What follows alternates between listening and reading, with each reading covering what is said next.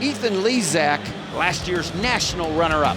Now, Ethan Lizak had a wonderful tournament last year. We saw it late in the year where he was able to go against Thomas Gilman, build up the big lead, and Gilman ended up coming back in that match. But you know what? That didn't deter him. I think that match gave him a lot of confidence.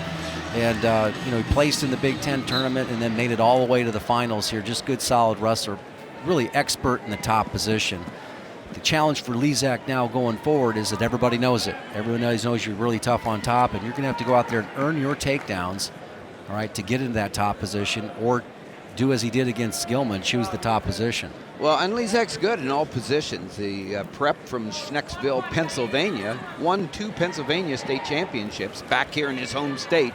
And now with that, had a 2-on-1 there, and Schupp gets away. When you're really good in one position, like either underneath, which it's more common. You don't give up a lot of escapes. You get a lot of quick escapes. We saw Spencer Lee beat a national champion last week because of 2 quick escapes and his ability to ride on the top.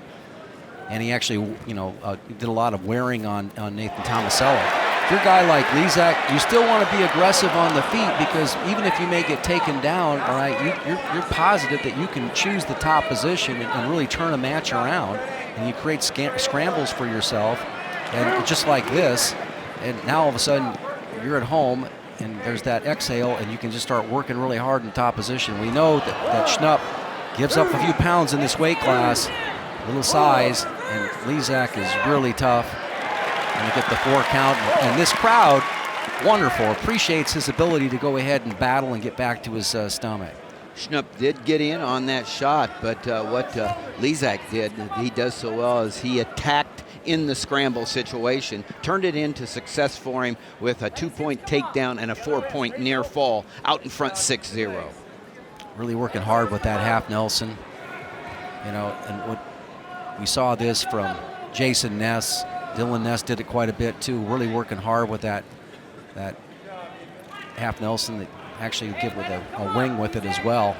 Just take the guy just straight over their head, even when they're out. But Lizak likes to work with that left leg. Watch him work here.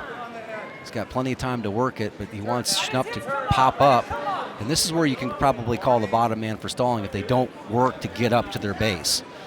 Well, Lizak's such a tough matchup for most opponents. I mean, just his technique, his size. He's a big 125-pounder, but what he does on top, a lot of opponents don't have an answer for it. Yeah, 2-on-1 ride right there. I tell you, Schupp has been game here, and I've seen that from him all year. Yeah, that's absolutely right. And he gets dominated quite a bit out there, but I think it's mainly size. You can tell that there's just a big difference. And when I first looked at him, I said, well, gosh, he looks like a pretty good size 125-pounder. And then closer observation, he's given up a few pounds there, but he's a lot of heart. And, you talk to Cale Sanderson, as we've done on a couple of the calls, he's just very complimentary of his ability to go out there. And maybe he's the type of guy that would have been better served to being in the program a couple years before he moved into the weight. But you got to take your opportunities, out there in the mat to let you know where you are in the national competition.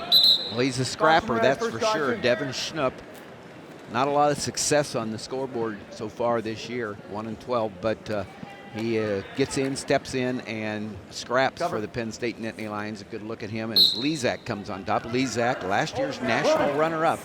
So tough on top, getting the count. Got a 4 count, 4-point near fall. He's got that tight. See how that shoulder is way out. Now he's going to go ahead and try to get himself behind that. He'll try to collect the wrist, maybe underneath there.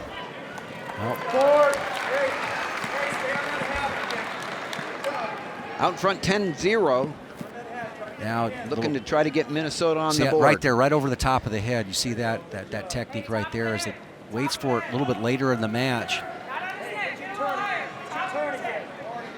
We're at the start of what Minnesota has as far as their own murderers row. They've got as good a trio in the first 3 weights as almost anybody in the country. Lizak, McKee, and Thorne coming your way.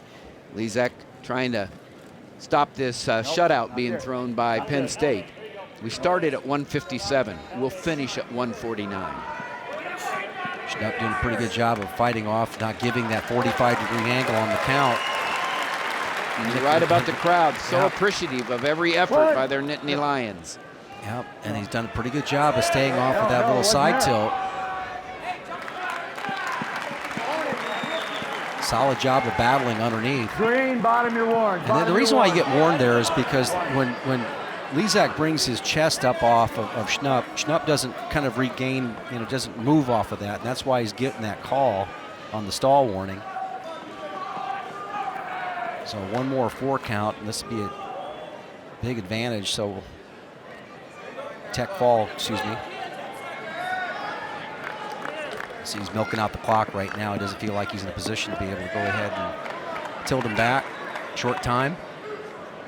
End of the second period, 11-0. The number 8 ranked wrestler in our Flow Wrestling National Rankings. You're looking at Ethan Lizak. Neutral. But doesn't he look 11-0, better than we saw him maybe last year at this time? Looks like he's got his weight under control. Well, and he just got upset by Drew Matten in overtime in Michigan. What Coach Eggum loves about Ethan Lizak is that he makes good adaptions after matches, and he's very confident in himself. Even when he loses, he comes out and he tries to figure out, okay, what is it that I need to change? And he's really got a great attitude about that, confidence in himself. Said this a while back, but so much about this is managing failures, right? And when you ask yourself questions, why did this happen? What do I need to do to adjust? It's obviously he has the composure to go ahead and say, hey, I've got the confidence. I'm a national finalist. I'm a few seconds away from, or a few minutes away from being a national champion. And, he's you can be forgiving and you can ask yourself those questions, and you've got a lot of confidence to go with it. But he's dominant in one particular position, and he's always going to be dangerous right there with that leg coming in. And he loves tournament time. And we talked to someone last week at halftime of the Ohio State-Iowa meet, Jay Jaggers, that had a lot of the similar characteristics. Isn't it wonderful? I mean, all the things that you see during the course of the year, they've been, it's who's trusted the process. And again, like talked about managing the failures, there's a few more near fall points. There's the tech fall. Appreciative crowd. I really respect the way that this program gets behind all the wrestlers that go out there in the lineup. That's great. That's appreciative for the winner, Ethan Lizak, from Good Wrestling. But they were clapping for their wrestler coming off and the effort that he gave. Lizak wins by tech fall, 5 points on the board for Minnesota. So now it's 22-5.